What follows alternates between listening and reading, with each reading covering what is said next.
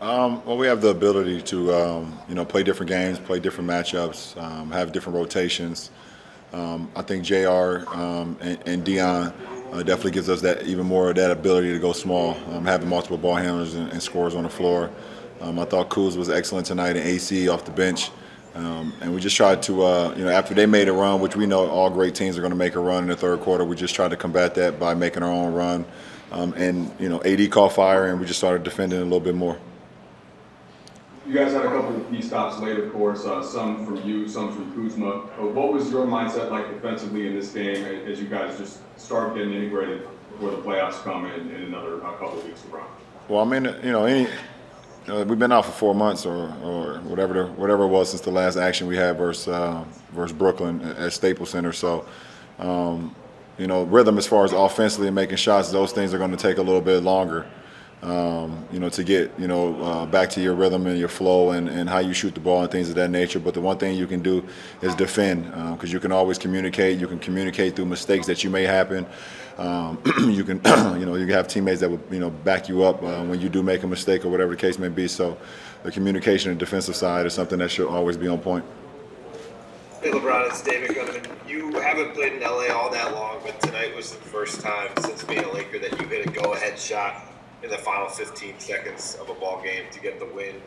What are you looking for in those situations? Obviously, not every time is equal, but what does your senses get heightened, or do you relish those chances? Yeah, I mean, I love having the ball in my hands. Late in the game, tie game, being down, being up. We had a 3-point game with like 40 seconds to go. We got a great look for Danny. He missed it. Paul George came back and hit a three to tie the game. And for me, just try to be aggressive. I feel like I got some contact at the elbow, by Marcus Morris. They didn't call it, but like you was told when you was a kid. Ever since I started playing basketball, if there's no whistle, you keep playing on. So I was able to follow my own shot and put us up for good. Hey LeBron, it's Bill Oram. Hey, considering your support of Colin Kaepernick over the years and kind of what his journey has been like since he first took a knee, I'm curious what that moment was for you personally tonight. I hope we made Cap proud. I hope we continue to make Cap proud. Every single day. I hope I make him proud on how I live my life, not only out on the basketball floor, but off the floor. I've been one to always speak out about things that I feel like that's unjust, and I always, if I'm educated on things, I always, go about it that way. Cat was someone who stood up when times wasn't comfortable, where people didn't understand, people refused to listen to what he was saying. If you go back and look at any of his post-game interviews when he was talking about why he was kneeling, it had absolutely nothing to do about the flag. It had absolutely nothing to do about the soldiers, that the men and women that keep our land free. He explained that, and the ears were closed. People never listened. They refused to listen, and I did, and a lot of my people, in the black community did listen, and we just thank him for sacrificing, everything that he did to put us in a position today. Even years later, to be able to have that moment like we had tonight. Okay, yep. Thank you, Tanisha. Tanya. Towards the end of the anthem, you put your fist in the air, and then when you got up, you moved your chest 3 times and pointed up. What did each of those movements mean to you? It kind of just happened, but if you've been looking at any of my, when I send out emojis or whatever the case may be on social media, I've been putting that out as well. Just having that commitment to the black community, having my fist up in the air. I understand how unified I want, my community, not only in my hometown, but all over the world, to know how unified, I hope we are. I want us to become, and us to be heard, and then just giving thanks to the man above for giving me an opportunity to have this platform. Because nothing is possible without the grace of God, and we all know that. It's just giving us a breath of life, and like I said, using this platform, using who I am, I try to use it for the greater good, and I hope I make people proud, and I hope make my kids proud of my, not only in my household, but also, like in my school and things of that nature in my community. Kyle Goon. Oh, I'm sorry. Go ahead. Nah. LeBron, you told us a couple days ago that one of the things you really missed was feeling those competitive juices.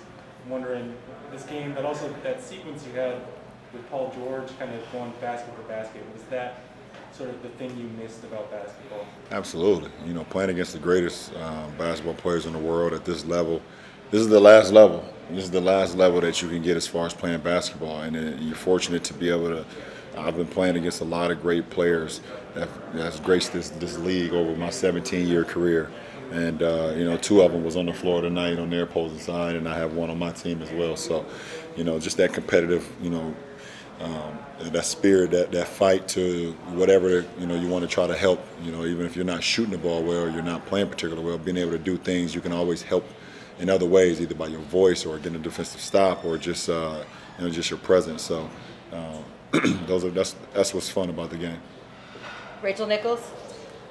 Ron, you had CP, Melo, a handful of other All-Stars who came out and were sort of player section watching your game. Does that give you guys a little extra juice since you don't have fans here to at least know that a bunch of your peers wanted to be here and are watching you guys? You know, I think it's a respect, you know, we're all a brotherhood, and you know, definitely, you know, having CP and Melo, you guys know my relationship with those 2 guys, but you know, looking over there and seeing some of our guys in our league, CJ, you know, from around my block, you know, and Dame and a lot of other guys, I think it's just pretty cool, you know, and I hope throughout the course of this time while we're here in this bubble that I can make it to a few games too, just out of the love of the game. I love, you know, getting an opportunity to watch the game live, and you don't have that much time throughout the course of, you know, regular you know, NBA scheduling before the COVID. So you know, it's a pretty good dynamic. It's a big, like I said, it's a big AAU feeling for grown men, and you know, we just want to try to take advantage of it. Damien said it's like live league pass. You guys all being here together, I mean, you guys talked about being a brotherhood or being players all being sort of brothers across teams, but this has never happened before to have you guys all together. No, it hasn't, but you know, it's 2020. People, you know, 2020 is something that we've never seen before. So, you know, we are in the land of the unknown, and things are happening for the first time. So you just take it for what it is. Don't take the moment for granted, because we are still living and alive, and we're back to doing what we love to do, either covering the game or playing the game or watching the game or being able to report the game as you guys are doing. So, you know, that is a blessing, even though, you know, 2020 has been pretty, you know, but we're all blessed. Okay, we're going to do 3 last questions. Taylor? LeBron, obviously a very important and historic moment pre-game. There's, of course, going to be some people that see that and say they shouldn't have done that, or I'm done with the NBA. So I want to give you a chance to speak directly to those people. What would your response be to that? You really don't have a response, because no matter what you do in life, there's always going to be people that won't agree with whatever you do. You can go to a fast food restaurant and you can go to the drive-thru and they're going to say, why you didn't walk in and get your food. You know, it doesn't. You can wear black and they're going to say, why didn't you wear white? You know, so no matter what you do in life, you're always going to have people that will try to pick apart of whatever you do. But if you're passionate and you're true and you're authentic to whatever your cause is, then it doesn't matter. It doesn't matter. And for me, you guys should know me. I can care less about the naysayers. I've been hearing it for too long, and I've been done about caring about that. Is that all right? Nope, we have 2 more. So Joe, and then Bill Plaschke will be your last one. No problem. Joe Gardner? Yeah, you were talking earlier about Colin, and if you go all the way back to 17, yes, you guys definitely always supported what he was doing. But the time when you were asked, you said that I didn't personally want you. And so I was just wondering about your evolution on that specific thing, because you don't necessarily do things just because everybody else. Yeah, I don't think at that point in time I wasn't fully educated. You know, strengthening the mind, reading, listening, getting as educated as I can be on any situation, on anything that's going on, has been always who I am. You know, and until I'm fully educated and fully aware of what's going on, then I call for action. So I feel like at that time I wasn't fully educated on on the purpose. What is the purpose at hand? And obviously, Cap has taught me a lot about that. So, that's what it was. Last question, Bill Plaschke. LeBron, by the end of the game, could you sense that the intensity was perhaps similar to what you could have been playing back at Staples Center against these guys? Oh, absolutely. Absolutely. We're two teams in the same city, and two teams that's fighting for one common goal, and that's to win a championship and bring it to the city of Los Angeles and their respective fan base. So, you have just so many competitors on the floor, going out there and representing the purple and gold, representing Laker Nation, and those guys doing the same thing for their fan base.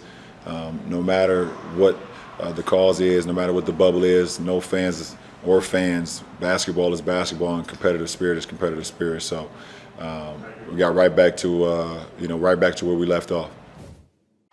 Let's get ready for HoopJab.